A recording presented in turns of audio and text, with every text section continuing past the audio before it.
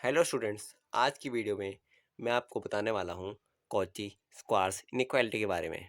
ठीक है, तो देखिए, कॉची स्क्वायर्स इनइक्वालिटी थ्योरम जो है उसके क्वेश्चन करने और उनको इस थ्योरम को प्रूफ करने से पहले आपको कुछ चीज़ें पता होनी चाहिए जो कि इस थ्योरम में इस्तेमाल होंगी। तो देखिए क्या क्या प्रॉपर्टीज़ है। हम मान लेते हैं कि Z X plus iota Y है, जिसमें कि एक्स एक रियल पार्ट है और वाई एक इमेजिनरी पार्ट है। ठीक है, तो जो जेड बार होगा उसमें क्या होता है, जो रियल पार्ट तो सेम रहता है पर जो इमेजिनरी पार्ट होता है उसकी साइन चेंज हो जाता है। जैसे यहाँ प्लस था तो ये माइनस हो गया। ठीक है, तो बार लगने से आप जेड का डबल बार कर देंगे कि मतलब इसका भी दोबारा बार, तो दोबारा इसकी वैल्यू चेंज होगी, तो इसका दोबारा साइन चेंज होकर प्लस बन जाएगा। तो दोबारा यही वैल्यू आ गई जो जेड की वैल्यू थी। अब चौथे में देखिए जेड का मॉड्यूलस। जेड का मॉड्यूलस क्या होता है, रूट में X square plus Y square हो जाएगा। ठीक है, और z into Z bar, z into Z bar क्या होगा, z की वैल्यू ये थी और z बार ये निकला था, तो इन दोनों को मल्टीप्लाई करेंगे तो क्या आएगा, a plus B A minus B, तो क्या होता है A square minus B square होता है, तो ये हो गया ए स्क्वायर माइनस बी का स्क्वायर।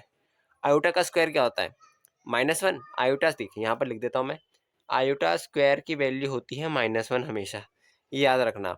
तो क्या होगा, यहाँ पर -1 आएगा तो माइनस वाई, तो माइनस माइनस प्लस, तो X square plus Y square जो कि किसके बराबर आ गया, इसके स्क्वायर के बराबर आ गया। तो ये भी बाद में प्रॉपर्टी इस्तेमाल होंगी इस थ्योरम में कि Z Z bar equals to Z के मॉड्यूलस का स्क्वायर। अभी 6 लिख देते हैं, हाँ मैं 6 नहीं लिखा, देखिए ये है जेड प्लस जेड बार। जेड प्लस जेड बार होता है, जेड ये था, इसको हमने प्लस करा जेड बार से, तो जो इमेजिनरी पार्ट था वो दोनों तो कैंसिल हो गए, तो क्या बचा 2x बचा। तो x एक रियल पार्ट था, तो इसको हमें z के टर्म में कैसे लिखेंगे, two real part of Z, Z का रियल पार्ट एक्स है ना, तो जेड का रियल पार्ट की फॉर्म में लिख दिया हमने कि जेड की 2 इंटू जो जेड का रियल पार्ट है एक्स वो आएगा। तो मैं आपको आगे बताता हूँ, at X equals to x1 comma x2 dash dash dash X N be a vector. तो हमने मान लिया कि x एक वेक्टर है जो इस फॉर्म में है। सेम टू सेम ऐसे ही y भी एक वेक्टर है जो कि y1 y2 से yn तक की फॉर्म में है। वो भी किस में है, एक वेक्टर स्पेस में जो कि है वी एफ एक वेक्टर स्पेस है जिसके अंदर एक्स और वाई दोनों वेक्टर हैं। तो जो इन दोनों वेक्टर का जो इनर प्रोडक्ट होगा वो होगा एक्स कॉमा वाई की फॉर्म में लिखते हैं इसको ब्रैकेट के अंदर। तो एक केस 1 देखते हैं कि अगर जो हमने ऊपर वैल्यू देखी थी उसमें एक पार्ट था रियल और एक था इमेजिनरी, पर इसमें अगर मान लेते हैं कि if X Y both vectors are real number, अगर एक्स और वाई दोनों रियल होंगे, कोई भी इमेजिनरी नहीं है, तो क्या होगा, एक्स कॉमा वाई का जो इनर प्रोडक्ट होगा वो होगा x1 y1 plus x2 y2 से लेकर xn yn तक। जैसे कि एग्जांपल में ले तो x इक्वल्स टू 2,3,5 है और y की वैल्यू क्या है -1,0,3, तो इन दोनों का सिंपली मल्टीप्लाई हो जाएगा जैसे ऊपर लिखा हुआ है। 2 -1 से मल्टीप्लाई करेंगे तो -2, 3 को 0 से मल्टीप्लाई करेंगे तो 0, 5 को 3 से करेंगे तो 15, इन तीनों को प्लस करा तो आंसर कितना है 15 - 2 इक्वल्स टू 13। तो केस 2 में देखिए, अगर x एक रियल है और y इमेजिनरी है तो क्या होगा, x कॉमा वाई इन दोनों का इनर प्रोडक्ट होगा x1 y1 का बार प्लस x2 y2 का बार से लेकर xn yn का बार। तो जब भी y इमेजिनरी होगा, x और y का जो इनर प्रोडक्ट होगा वो होगा, x का तो सेम ही रहेगा पर जो y के एलिमेंट्स होंगे उनका पर बार लग जाएगा, जैसे आगे मैंने आपको बताया था। तो जैसे मान लेते हैं कि x की वैल्यू है 2,3 आयोटा कॉमा 5 और y की वैल्यू है -1,0,3 आयोटा। ठीक है, तो x और y का जब हम इनर प्रोडक्ट करेंगे तो जो x के जो वैल्यूज है, चाहे यहाँ पर ये इमेजिनरी पार्ट है पर इसको सेम रहने देंगे, इसका नहीं करना है हमें बार। हम जो बार करेंगे वो सिर्फ y के एलिमेंट का करेंगे जो कि इमेजिनरी पार्ट है, रियल नंबर का नहीं होगा बार। ठीक है, जो रियल नंबर का बार भी रियल नंबर ही आता है, सेम वैल्यू आती है, उसमें कोई साइन का चेंज नहीं होता है, सिर्फ वो इमेजिनरी के केस में चेंज होता है। तो वैसे 2 को मल्टीप्लाई करेंगे -1 से सेम, 3 आयोटा को मल्टीप्लाई करेंगे 0 से तो 0, इसकी वैल्यू चेंज नहीं होगी, इसके ऊपर बार नहीं लगेगा। ठीक है, तो देखिए 5 इंटू 3 आयोटा, अब इसके ऊपर बार लगेगा, इसके ऊपर बार लगा है तो इसका प्लस था यहाँ पर तो ये माइनस हो जाएगा। ठीक है, तो माइनस से क्या होगा, -15 आई बन जाएगा ये, -15 आयोटा और ये -2 यहाँ से रहेगा और यहाँ तो से 0 आ गया, तो क्या बचा -2 -15 आयोटा, तो माइनस कॉमन ले लेंगे तो ये आ गया हमारा इनर प्रोडक्ट इसका। तो हम देखते हैं कुछ प्रॉपर्टीज इंपॉर्टेंट इस चीज़ की। तो देखिए, हम लेट करते हैं कि X Y comma Z vectors है इनर प्रोडक्ट स्पेस में वीएफ में, मतलब एक इनर प्रोडक्ट स्पेस है, वहाँ पर X comma Y comma Z 3 vector है और ए एक एक कोई भी नंबर है या स्केलर है, ठीक है। तो जो एक्स कॉमा एक्स का जो इनर प्रोडक्ट होगा वो हमेशा ग्रेटर देन इक्वल टू 0 होगा। एंड अगर एक्स कॉमा एक्स या इन दोनों का जो इनर प्रोडक्ट है उसकी वैल्यू अगर 0 आएगी तो एक्स की वैल्यू भी 0 होगी, ठीक है। ये पहली प्रॉपर्टी हो गई।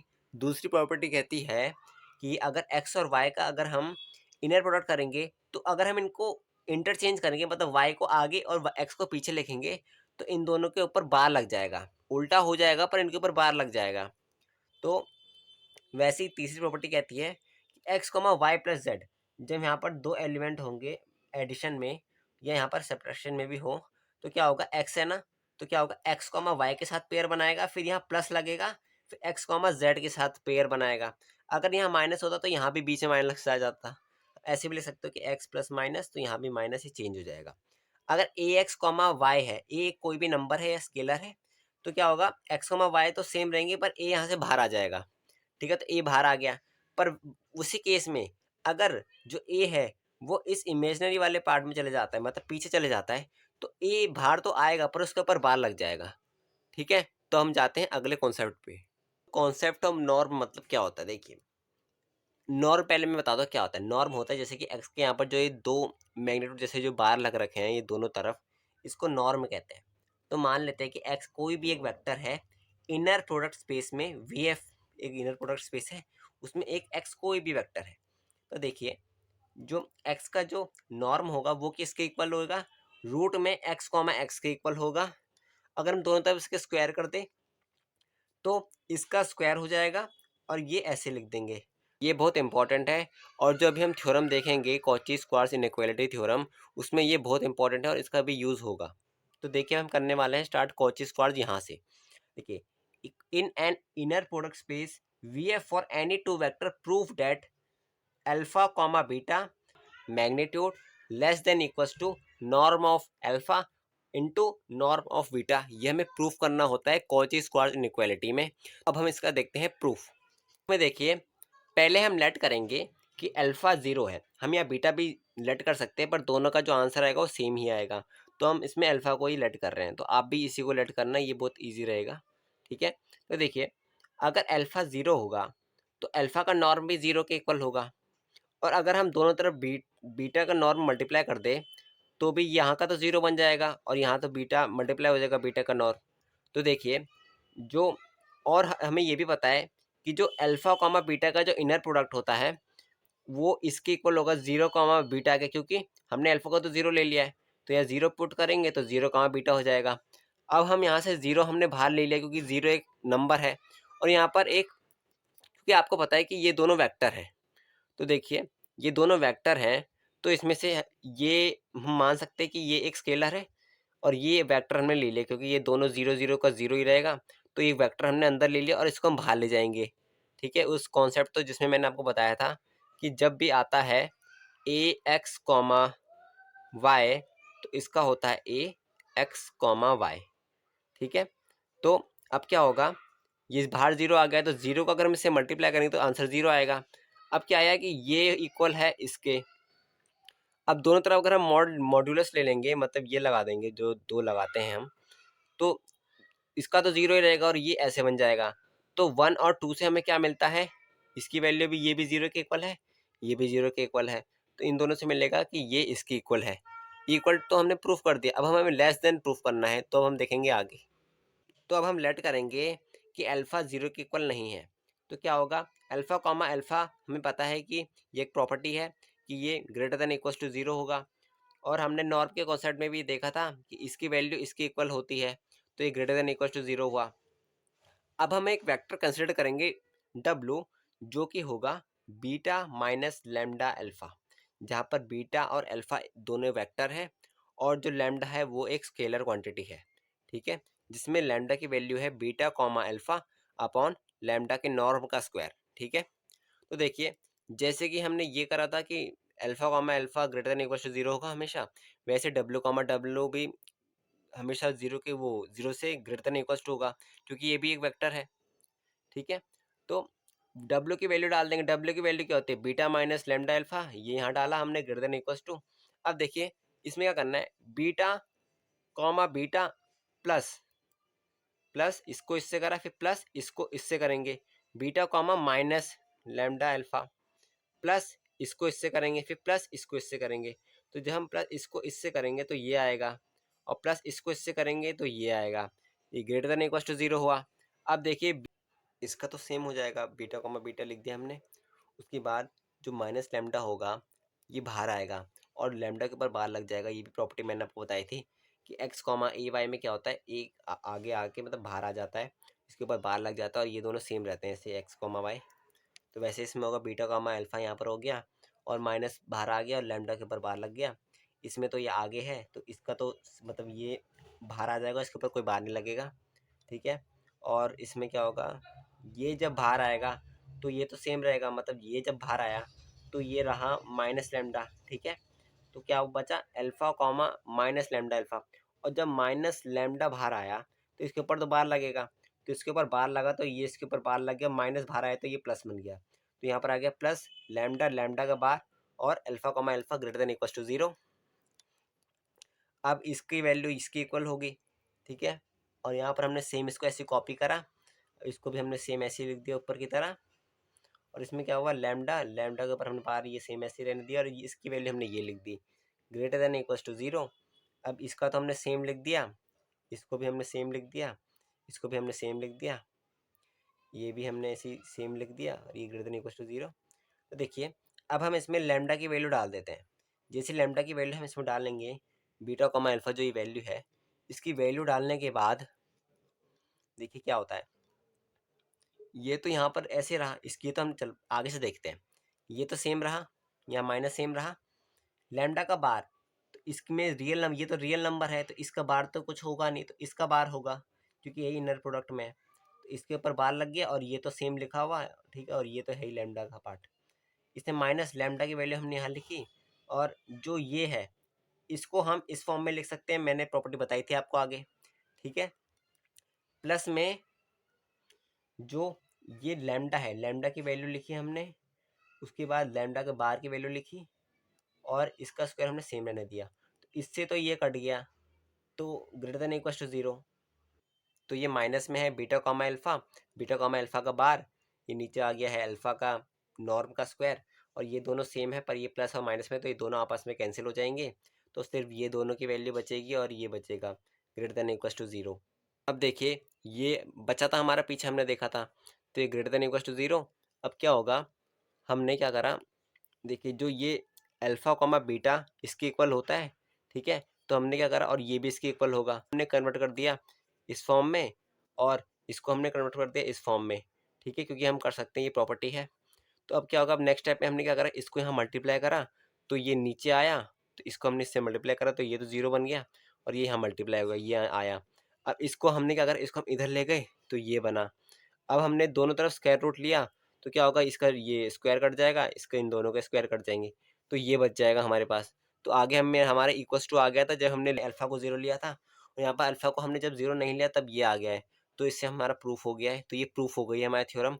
अब हम आगे क्वेश्चन देखेंगे जो कि बहुत मोस्ट इंपॉर्टेंट क्वेश्चन है, जो प्रीवियस ईयर क्वेश्चन आए हैं, प्रीवियस ईयर में आए हैं 2 क्वेश्चन ऐसे जो बहुत इंपॉर्टेंट है, वो मैं आपको बताता हूँ।